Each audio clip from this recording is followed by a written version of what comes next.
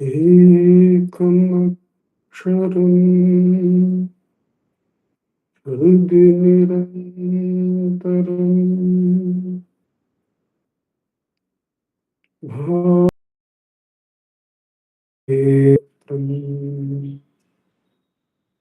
yaham sakshat atmarupena bhati hridhi vishamanasa swam Chinvata Jata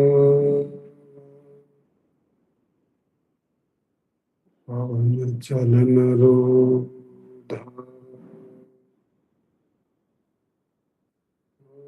Dhatmanishto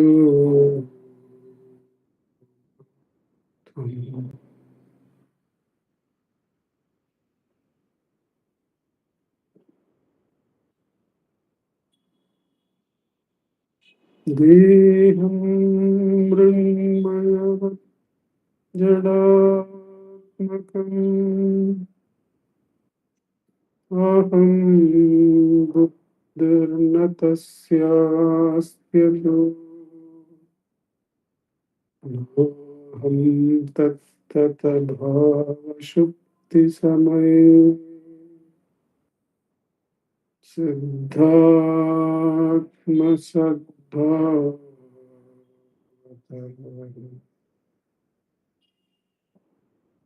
Koham Bhavayutat Kudo Varadhiya Drishtatmanishtatmano Soham Spurtitaya Arunachala Shivaha Purna Vibhati Swayam Soham Spurtitaya Arunachala Shivaha Purna Vibhati Swayam.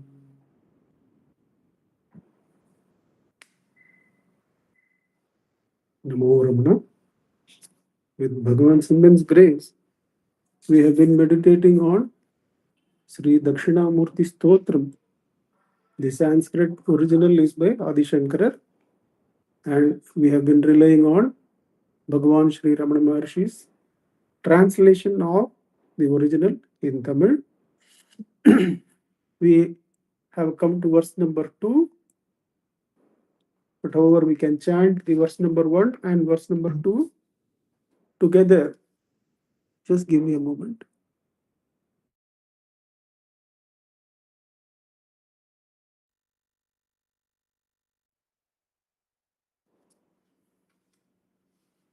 We chant the 2 verses.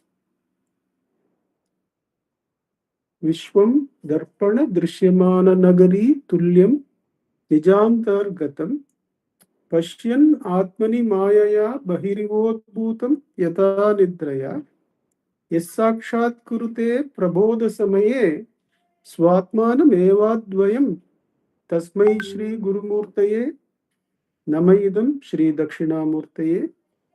Today's verse Bijasyantarivankuro Jagadidam Prang Nirvikalpam Punaha Maya Kalpita Desha Kala Kalana Vaichitri Chitri Kritam Maya Viva Vijrumbayat Yapi Mahayogiva Yasvechaya Tasmai Shri Gurumurtaye Namayidam Shri Dakshinamurtaye. The Tamil verse, the second verse. Vittule Mulaipol Munnam Vigarpamil Ijjagampin Karpita Maya Deya Kala Karmattal Parpala Sittiram Viripan Yavan Siddhanum Mayikan Pol Satyar Guruvam and the Dakshinamurthy Pot. In the first verse, the Acharya had started off with the examples of how the world is merely an image in a mirror. Vishwam Darpana Drishyamana Nagari. There is really no content in the world. And the moment you try to hold, you will not be able to hold anything. Just like in the cinema screen, if you try to hold the moving picture, you will get at the screen only. You are the screen. The Jiva is the screen.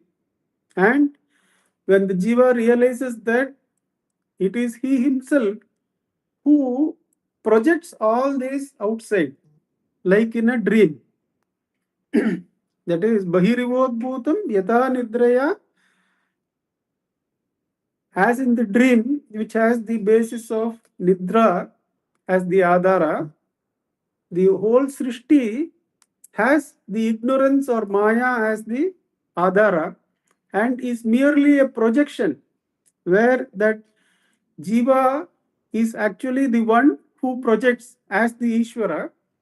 And not only does he project, he identifies himself with one of the objects as this is what I am. And the moment this realization comes, that actually, like waking up from the dream, when the self-realization comes, Prabodha Samaye, Swatmana Mevadvayam, that how the one who is waking from the dream realizes that he himself had played everything in the dream, and that entire dream collapses into his self, and that he was never the one suffering at the ends of the environment in the dream. Similarly, when the realization comes, then everything is realized to be the one self.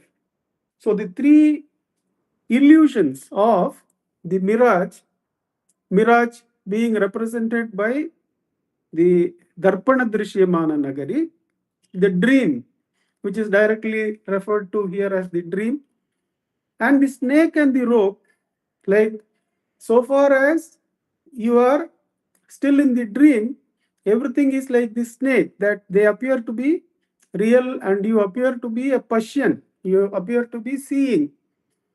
Whereas when Prabodha Samaye, that Pashyan, the seeing and the seen world both collapse into the Swatmana Evadvayam. The samsara of subject and object both collapse into the Swatmana Evadvayam, and that Atmaswarupa is Dakshinamurti. Tasmai Sri Guru Murtaye Namaidam Sri Dakshinamurtaye. But when the Acharya says this to the student, see, it is like the Darpanam Drishyamana Nagari. The world is Darpana Drishyamana Nagari, or it is inside you. Sakshat, it is Nijantargatam. Nija here represents the Jiva. So it is the entire thing is in the consciousness. Bahirivodbhutam Yatha Nidraya. You are merely projecting it outward and seeing it as though it is outside of you. So turn inward and realize the self, at which time you will realize Swatmanam Evadvayam. The entire snake appearance as subject-object samsara will fall away, and the reality, that which is the rope, alone will be seen by such a one.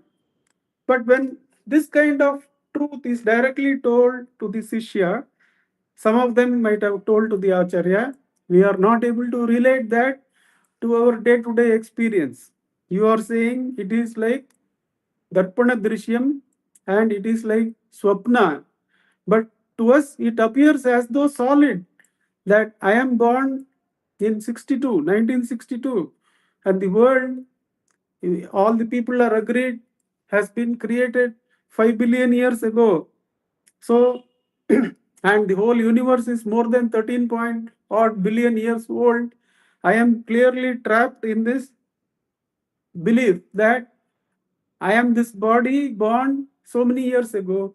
Now, unless you tell me something about Srishti, which is my experience, I will not be able to relate to what you are saying. When the Sishya tells like this, that he is not able to relate to the pointers given by the Acharya goes to Srishti. See, the problem with Srishti is that the moment, the next verse, Bijasyantarivankuro, deals with Srishti, that it merely does not treat the world like Darpana Drishyam or like the Swapna projected outside, but here the Acharya deals with Srishti itself. Obviously, he is coming down to the requirement of the questioner who is not able to relate to that the world is merely Darpana Drishyam or merely my own Swapna. To him, here Acharya comes down to Srishtivada. That, okay, let us start from Srishti. The moment you say Srishti, you will have to go to Karana.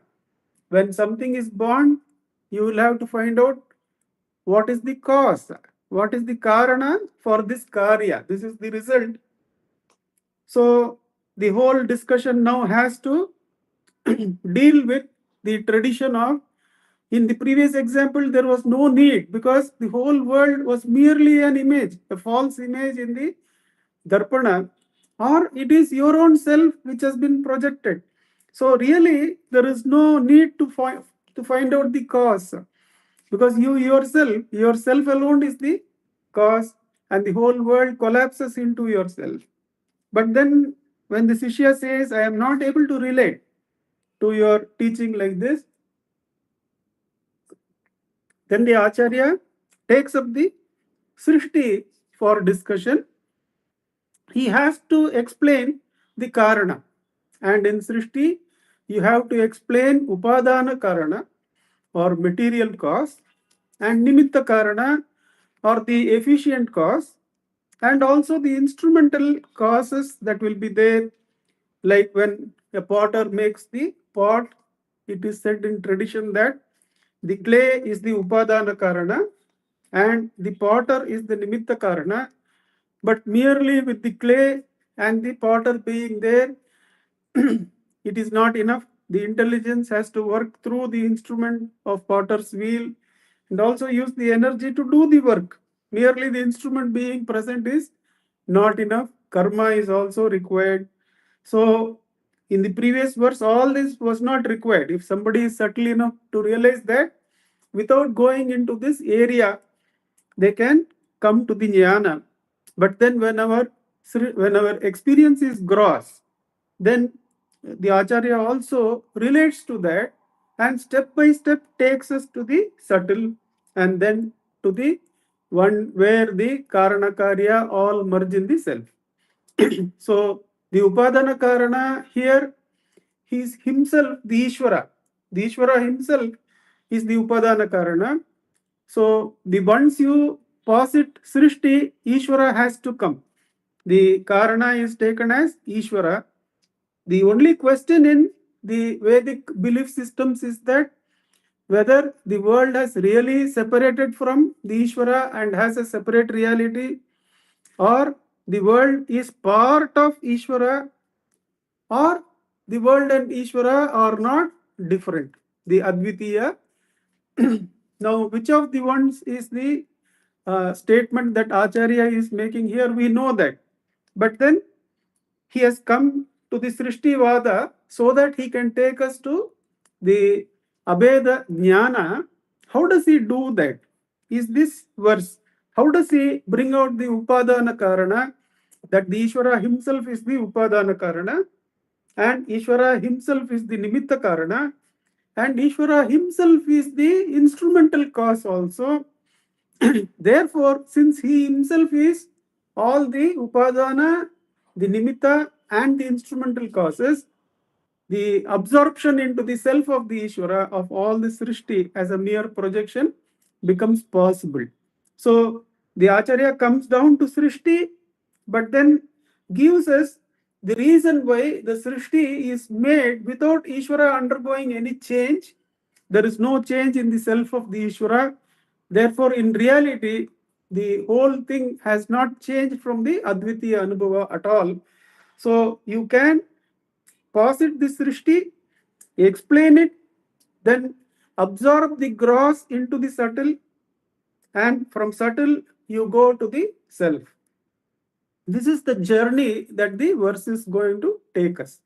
Before going into the verse, we can easily understand that the hand can never sense the mind. The eyes can never sense the thought. So the gross can never sense the subtle. It is the subtle that can identify and come out into the gross. That means the Srishti can never understand the Darpana Drishya and the Swapna. It is the one who is made subtle into Swapnakara and the one who understands Darpana Drishya who can absorb the whole Srishti into the subtle. The hand and the Srishti laying out billions of light years, it can never understand the mind. But the mind can understand the Srishti. In the Srishti, the body belongs to Kaveri. In a few days, this body will be taken to Kaveri. Whereas, as thought, the ones who have passed away are still present with us. My father, who is supposed to have passed away in 82, still available as thought. Bhagavan's form, the physical form, which is supposed to have been done in that samadhi, is available to us as his thought form and his teaching form so that we can follow him. That is why Bhagavan says the mental contact will continue even after the physical form is dissolved. So mental contact is always better, he says, than the mere physical contact with the Guru. So we should understand that the gross can never understand the subtle. It is the subtle that has to take the responsibility. That gross is a mode into which I identify and trap myself. Therefore, it is my responsibility as subtle to come into the subtle area, and in the subtle area, what is all this subtle area made of except the self? Then identify with the self. All the other thoughts that are there in the subtle area all originate after the rising of the I thought, says Bhagavan. So it is easy for us who are doing self-enquiry to understand how the subtle is all now absorbed in the self. No other thought is to be pursued because the thought cannot perceive the I. The I can perceive the thought. The I thought has to take the responsibility. Whenever I see a thought, I have reduced myself to thought nature because I am in the seer seeing mode, thinker thinking mode. It is my responsibility to withdraw the attention from the thought and fix it on myself. There, from the seer seeing the object mode, one does the sadhana of seer seeing the seer. The act of seeing is now turned back towards the seer and fixed, where the known drops off, the knowing drops off, and the knower drops off, and self alone remains as the reality of the three. This the Acharya is going to take us from the gross to the subtle to the self. Bijasyantarivangkuro jagadidam. Prang nirvikalpam punaha maya kalpita deshakala kalana vaichitri chitrikritam mayaviva vijrumbayatyapi mahayogiva yah swechaya tasmai Shri Gurumurtaye namayidam. Sri Dakshinamurtaye Vittule Mulaipol Munnam Vigarpamil Ijjagampin Karpita Maya Deya Kala Karmattal Purpal Sithiram Viripan Yavan Siddhanum Mayigan Pol Shaktiyar Guruvam and the Dakshinamurti Potri. How does the Acharya come down to the creation mode? The Acharya takes the example not of Darpana Drishyam nor of the Swapna, but he comes to the seed and the tree.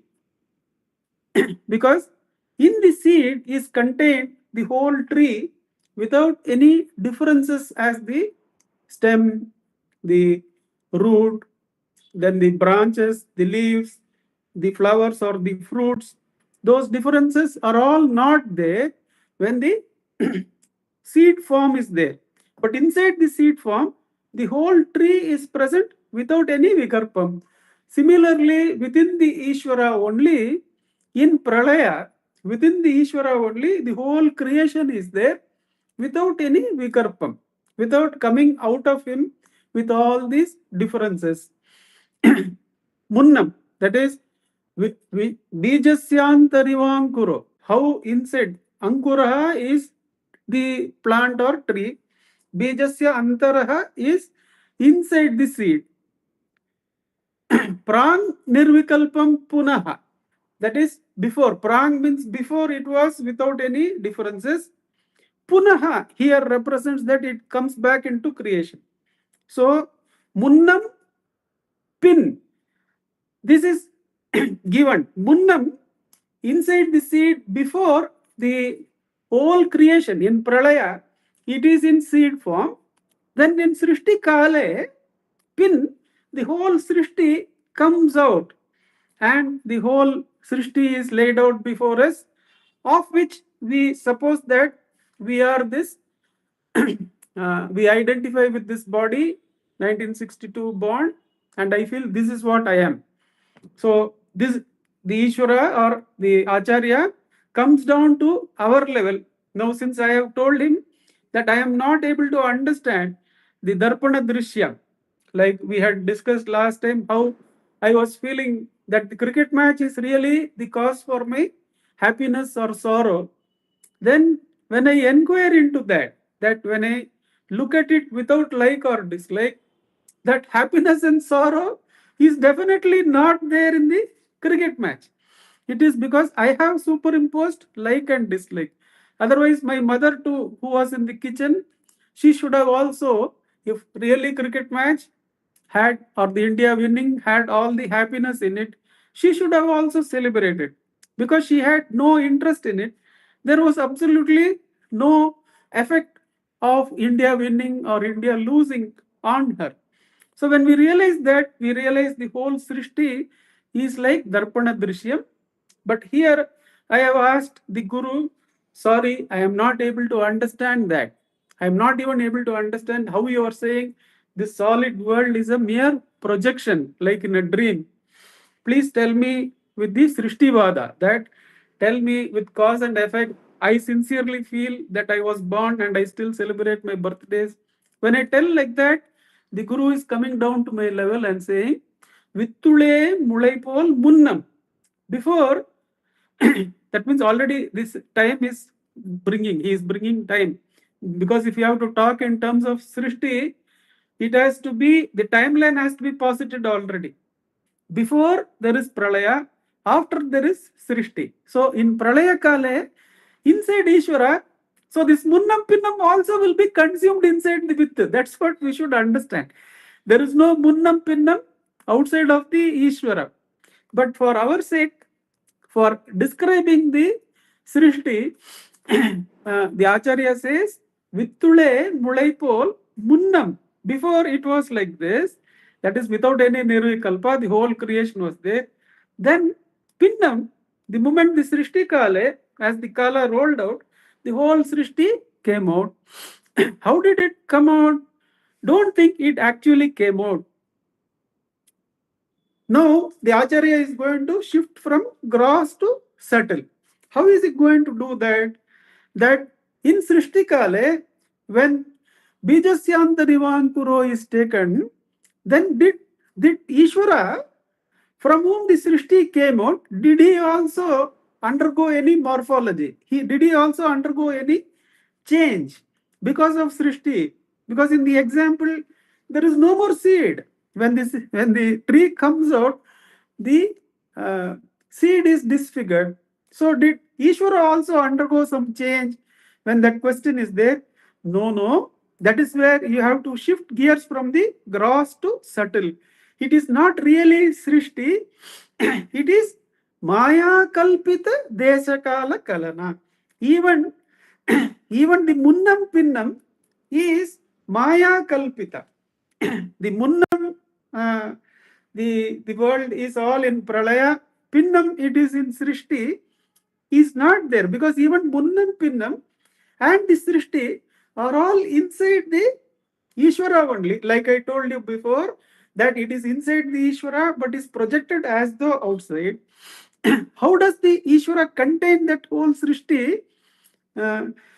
Maya Kalpita Deshakala Kalana Vaichitre Chitri Kritam. That he is having these two powers within him, the two Shaktis.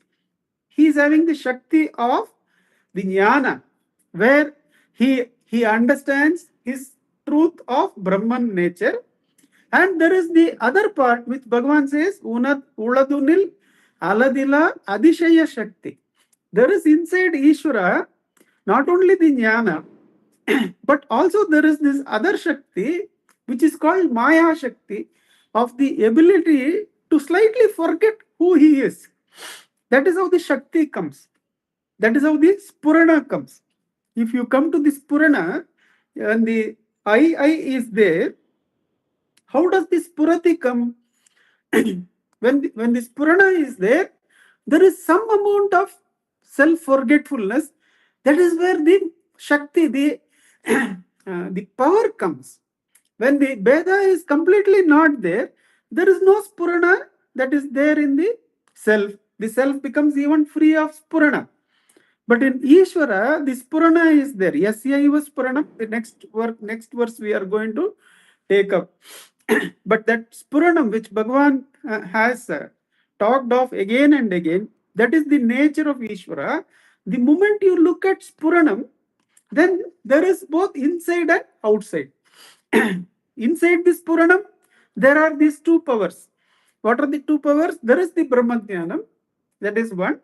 And without going anywhere outside, there is a Shakti called self-forgetfulness or Maya Shakti, which now projects the whole Srishti as though it is on the outside of grace of Ishvara.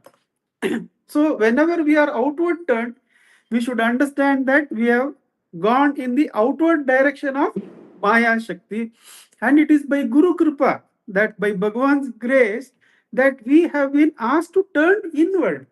That whenever we are turned outside, we are going along the Maya Shakti of this Purana, and when we are turned inward, we are helped by the Brahma Jnana part of this Purana. This Purana has these two powers. What are the two powers? One is the Maya Shakti, the other is the Brahma Jnana. The Brahma Jnana is the self-holding nature of this Purana, which is what we will be holding when we are doing the quest of who am I.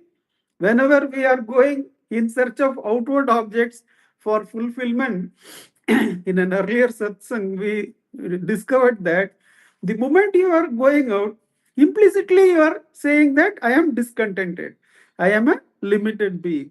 So the outward movement of the consciousness itself is the manifestation of Maya, because without anybody asking, you are saying to yourself, I am a limited being, I have to search for fulfillment outside of me. By that very outward turned nature, implicitly you are imposing that limitation on yourself, and you are putting the false ability on the other objects that they can bring in happiness. So at the individual level, this going out is called as ignorance, and on the whole creation level or the Ishvara level, it is called as Maya Shakti. So Maya Kalpita.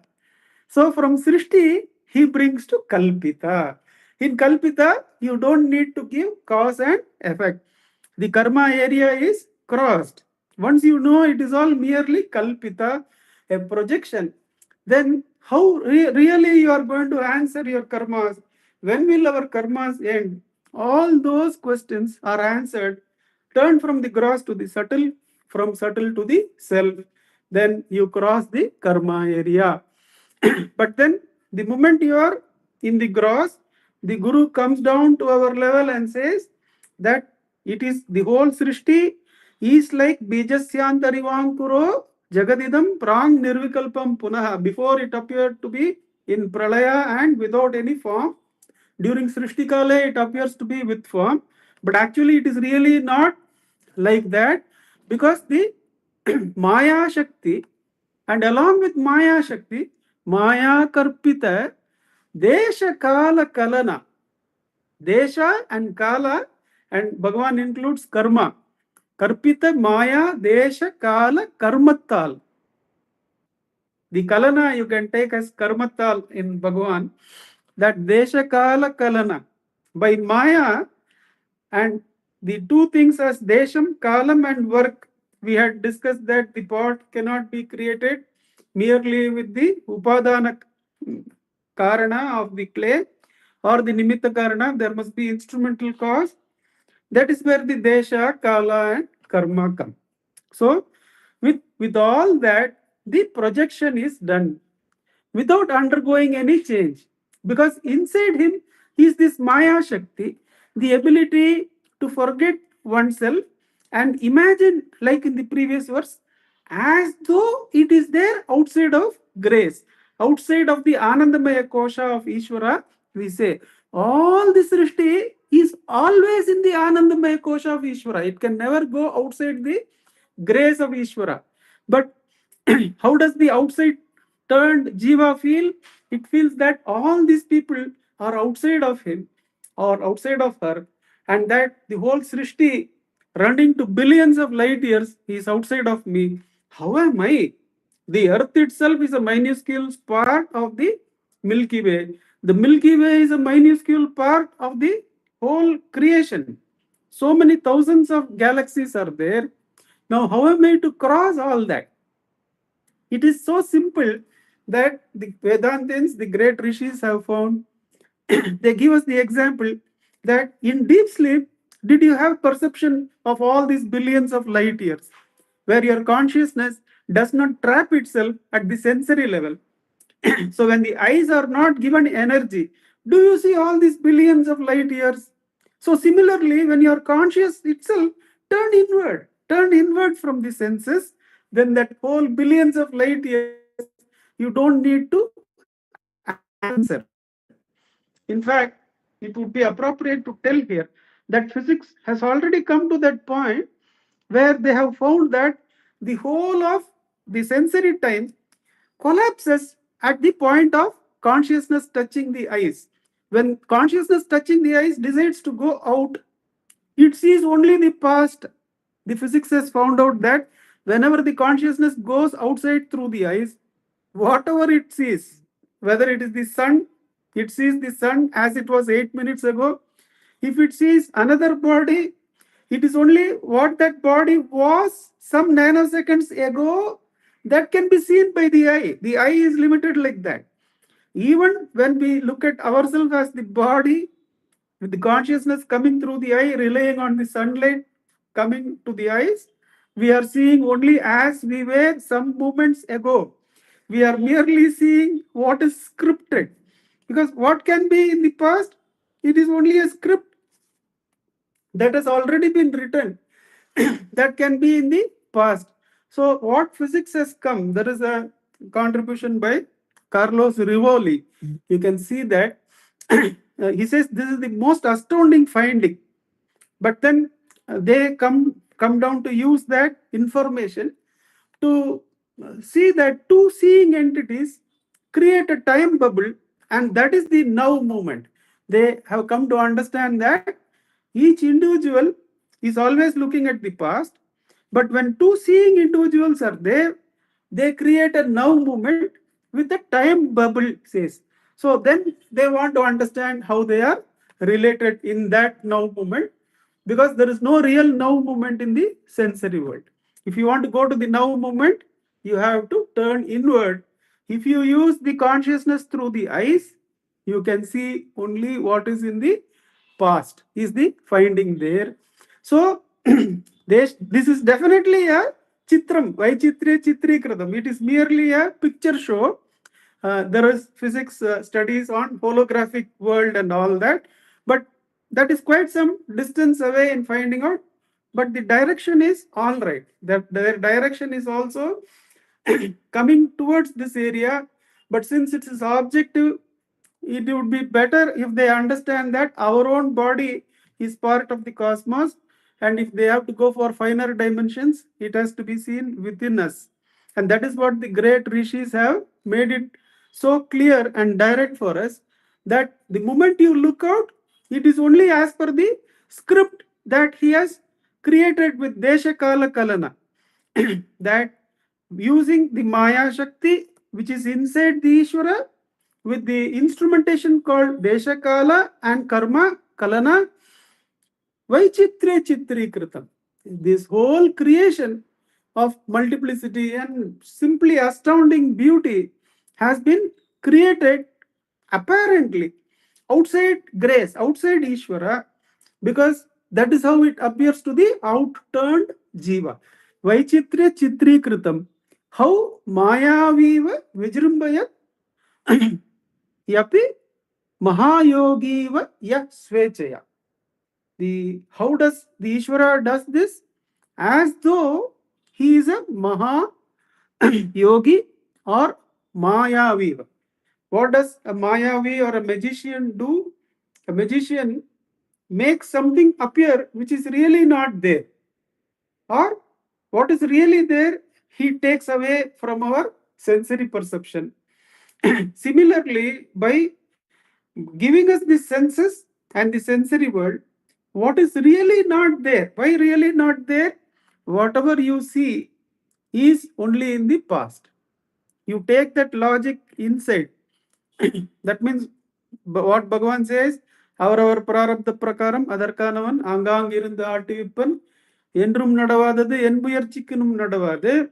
That is 100% true, because whatever has happened only you can see. Whatever has happened, because only the past the eye can see, and we see that by turning inward we are collapsing the sensory time, but then we get into mental time. Now, what about the mental past, present, future? We can easily understand how the subtle can consume the gross, because in the gross sensory world we feel clearly that the past has gone, we are facing the present moment, and the future is going to come. But all the three in the sensory world, past, present, and future, in the subtle, in the mental world, they are all present in the present moment. That means I can either in the present moment I can think of the past that has happened in the sensory world, the future that is to come up, which I will be thinking in terms of my past only, or I can be involved in the sensory present objects. All the three are present in the subtle, in the present moment. Now, in the subtle at least, am I in the now? I am in the sensory now. When moment I turn inward, I am in the sensory now. But am I really in the now? There also the I thought has to see the other thought. Instead of sunlight, the Chidakasha, there also the Chit must act as a light, fall on that thought, and come to the I thought. Then only the I thought can perceive that thought. So, by extension of what is been found by physics in the sensory world, we can understand that even in the thought world, the I thought can see only what has been scripted, because it takes time for consciousness to realize what was that object. So, any thought can be seen only what it was some chit moments ago. Why I am clarifying as chit moments ago? Because the mental time is far greater and far smaller than the sensory time, because it could withdraw itself from the sensory time by withdrawing attention from the senses, by meditating on a nama or putting attention on the self. It has now collapsed the sensory area. But then, has it collapsed the thought area of time? No. We find that the other thought, it takes time for the chit to come to the I thought. Therefore, there also we can see only the thought as it was a few mental movements ago, and we find that the mental movement is far subtler. That means it can be more smaller than the sensory time. And on the greatness side, it is easily greater than the sensory time. The billions of light years is nothing compared to the mental time. That the rishis and munis have tried to gauge that the year of Brahma and all that. We don't need to go in there, because Bhagavan says all that is projection. All those lokas, all those dimensions are also projections.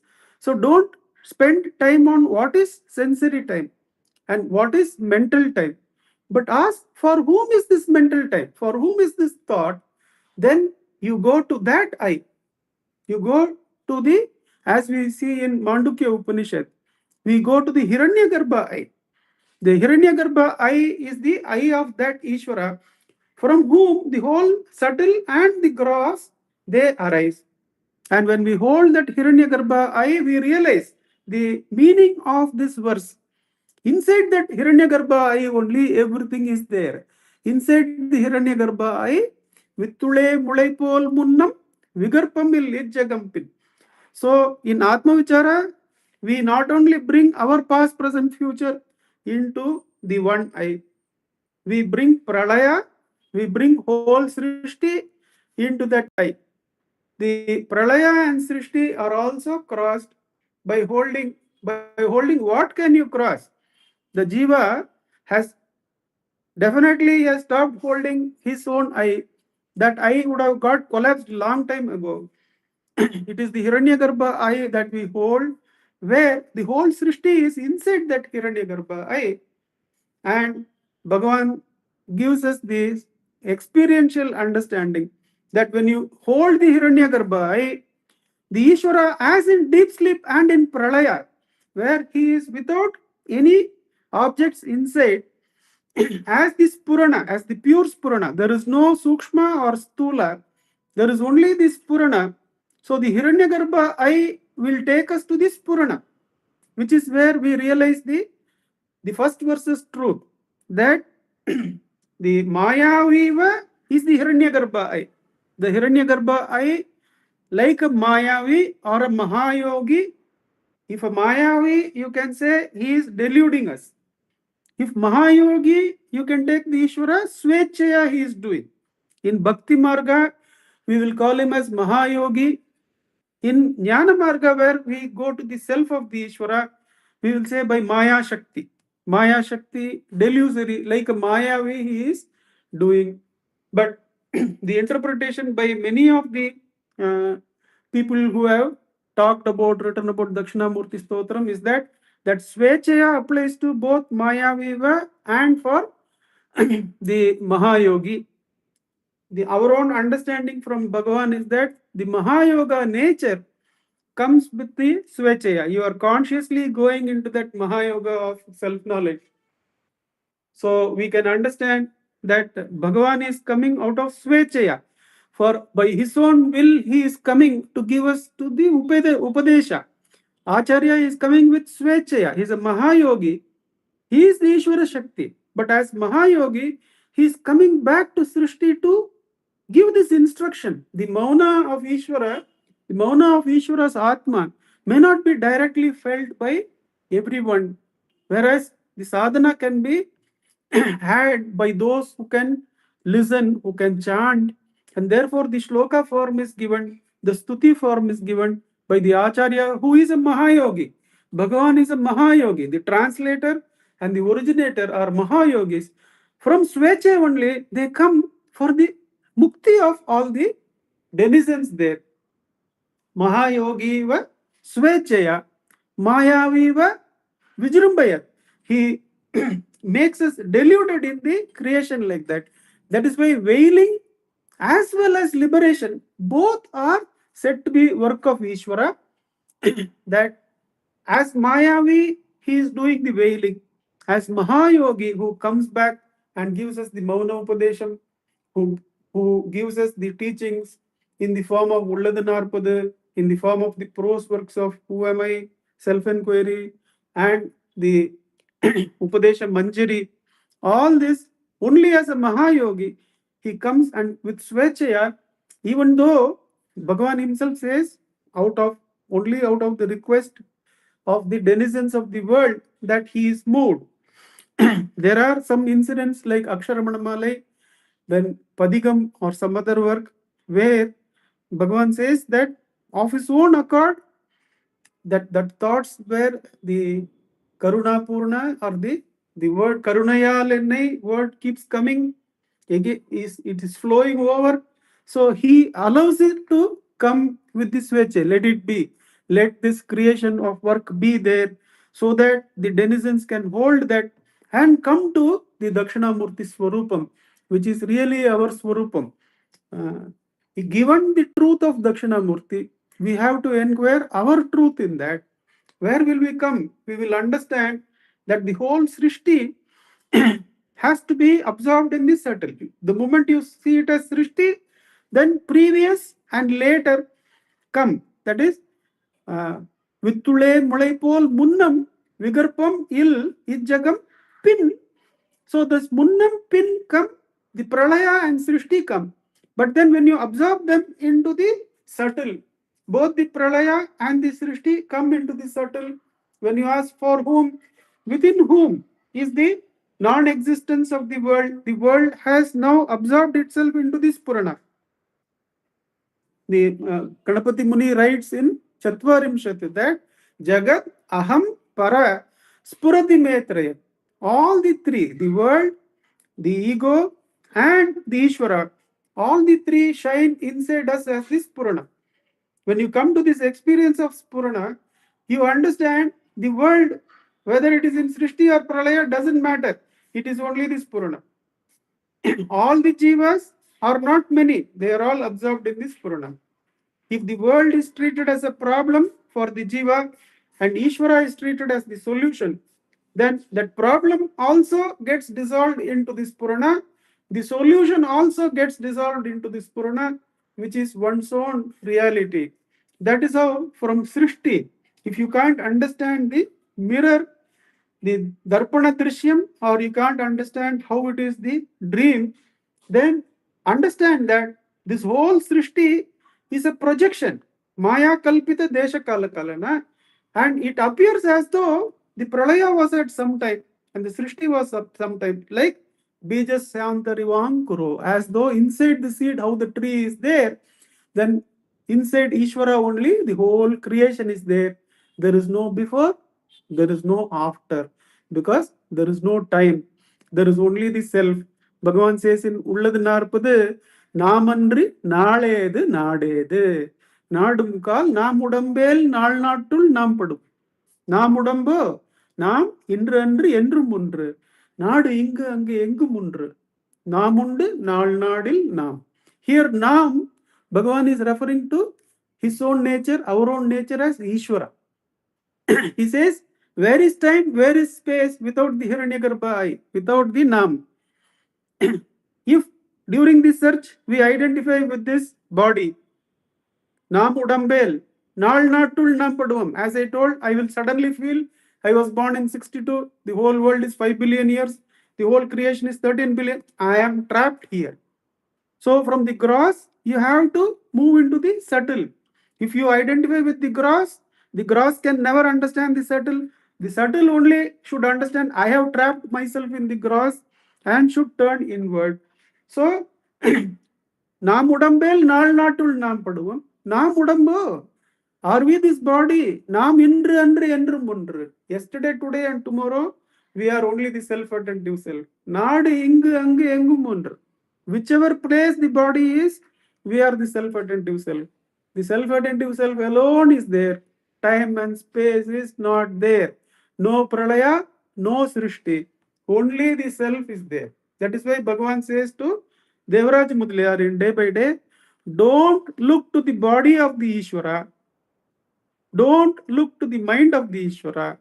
Only hold the self of the Ishvara.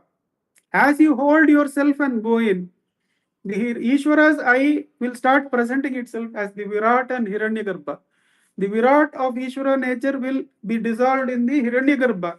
And the Hiranyagarbha, when you hold without asking anything, it will take us to the Spurana, the I, where you will understand that the whole creation is only a projection. If you turn outside, it is there as time and space. If you turn inward, there is only the Spurana. And there is no need to blame Ishvara, whether he is a Mayavi or whether he is a Mahayogi who is giving us the liberation.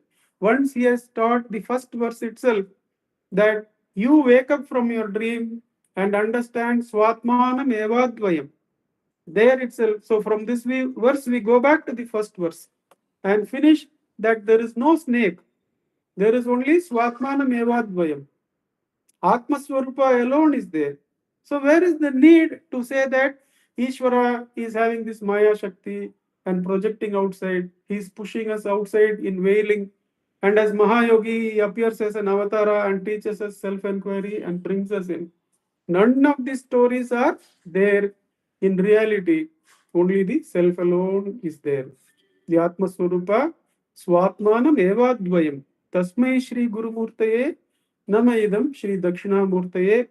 Our own Swarupa is not different in any way from the Swarupa of Sri Dakshinamurti Swami. That is the only way we have to approach the whole teaching of Bhagavan. Of course, while coming to self-enquiry, we can surrender whatever is happening in this apparently solid world and apparently thought world to Dakshinamurti Swami by doing bhakti, by chanting the shloka, by realizing his omnipotence and omniscience. We will definitely be helped in this path through surrender and through vichara. So, having meditated in a surrendered way the shloka, let us sit in Atma Vichara for the rest of the few moments till 8 o'clock when we can listen to Akka. Ujjwalji, you can set the time for us till 8 o'clock.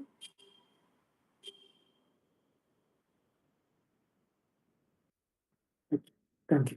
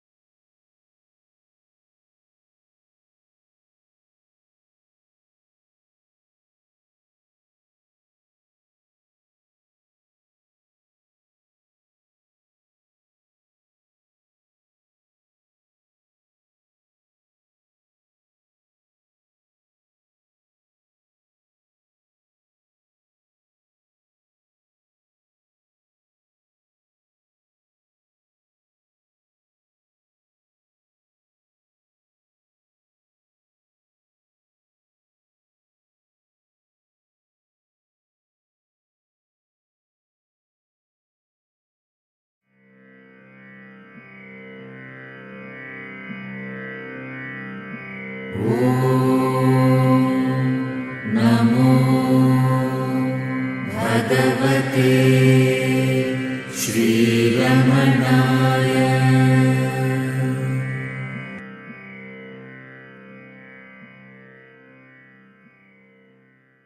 Namo Ramana. Namo Ramana. Namo Ramana, sir. I'll come on without my video as I was hoping to reach the destination, but I'm still on the way. I'll come with the audio alone. It's clear, Akka. Namo Ramana. Prostrations, Ramana shining as a self in all beings. By the, as Nandakumarji has beautifully brought out today, the difference between the first verse and the second verse. See, in the first verse, Nandakumarji usually gives us this this thought that at the very beginning, it is always the ultimate which is given to us. At the beginning of any verse, at a work, or by Bhagavan or by others, the highest is given. And in case we are not able to grasp that highest, when we feel there is some confusion in our mind, then the second level is given. So here he says that because we are not able to accept that the entire thing is only a mere dream, actually, it's a picture in a mirror or it's a dream. Now, for a dream, we do not think about cause and effect. Psychology tries to give causation for the dream. Why does the dream arise? That question also comes in psychology. Is it created by our own mind? Is it created by the earlier experience, just earlier experience? But when we ourselves look at our dreams, we do not seem to find any logic in our dreams. In fact, when we look at, when we are on the subject of dreams, I do remember that we had a dance drama on dreams. How Bhagavan equates the whole of our existence to a dream. And we were working on the dance drama. At that time, the music was being composed by Dr. Rajkumar Bharati. And he said, Sharada, you cannot say waking and dream are the same. How are you saying that? Because in waking, we have volition. In dream, we don't have volition. His point was, in dream, we don't have volition. It just happens of its own accord. It doesn't seem to be having something connection with what I can do and what I can't do. Of course, all this we may say only after waking up from the dream, not when the dream is happening. But coming from the same perspective, when we look at the dream, if in the dream there is no volition, then that can be clearly said that there is no causation, there is no volition, there is no cause and effect. It is just happening. We have no explanation for it. However, we feel that there is a lot of explanation which we can give for our waking experiences. We can give some explanations. We seem to be in charge of this world.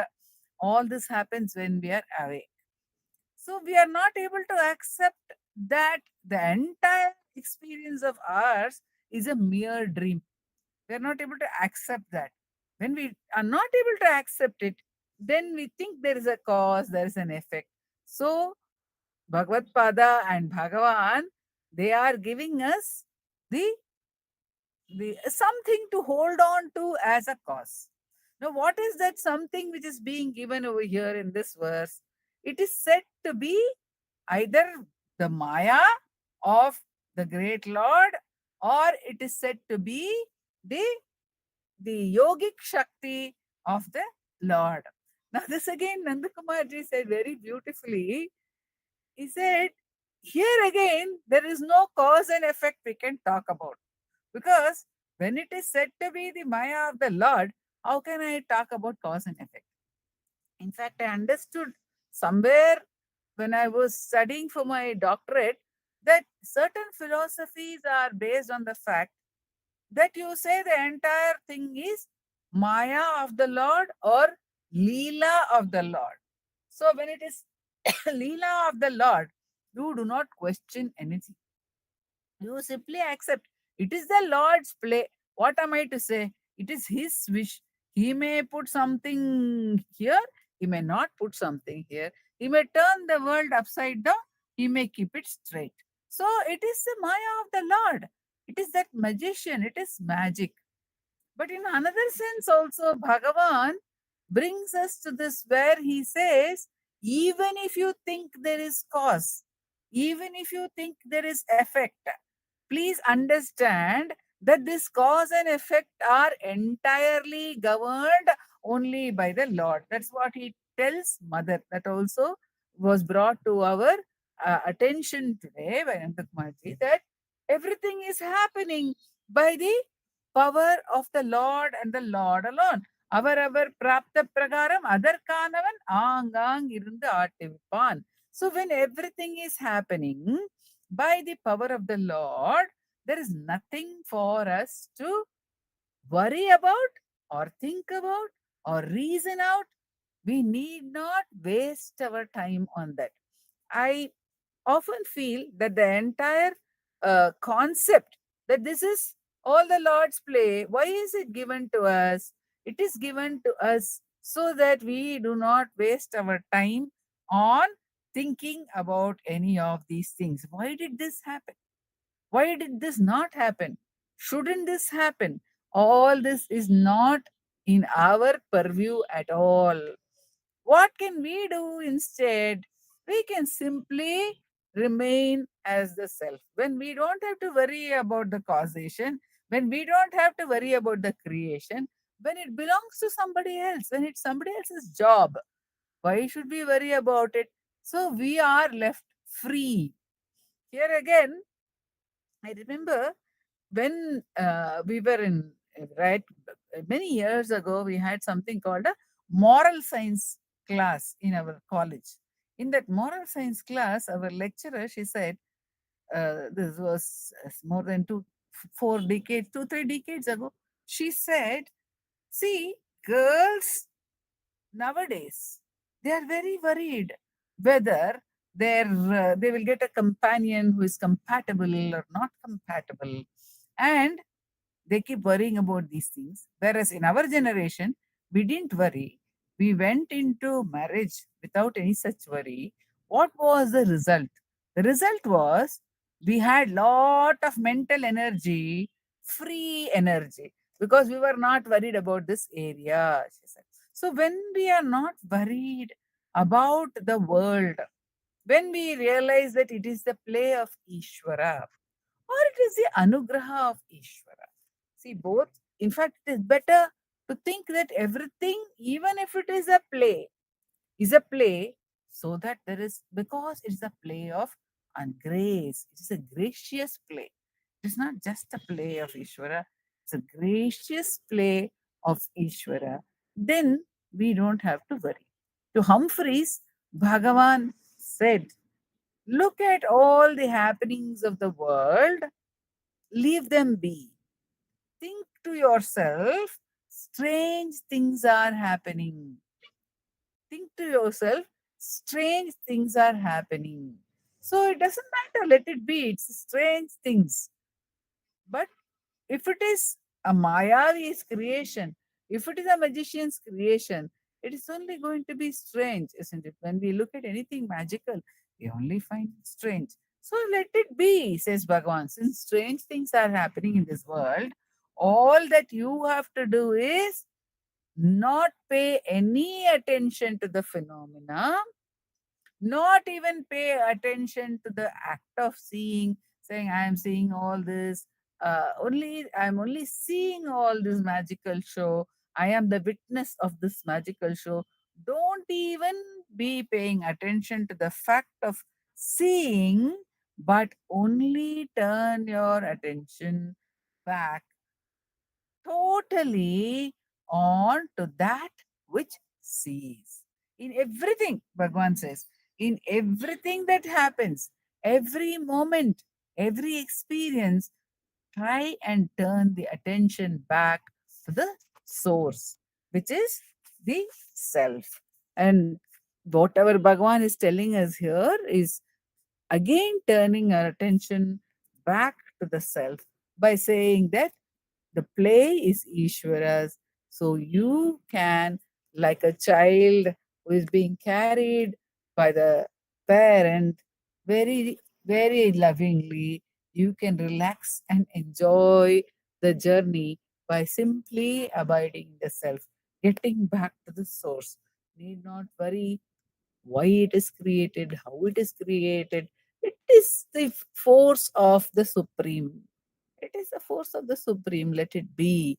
Leaving it thus, we can be free to get back and abide in the source, which is the very purpose of the Anugraha, the grace of the divine.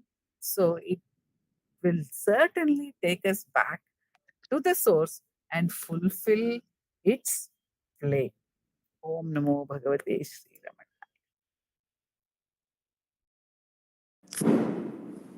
Namo Ramana. Namo Ramana to all. Namo Ramana.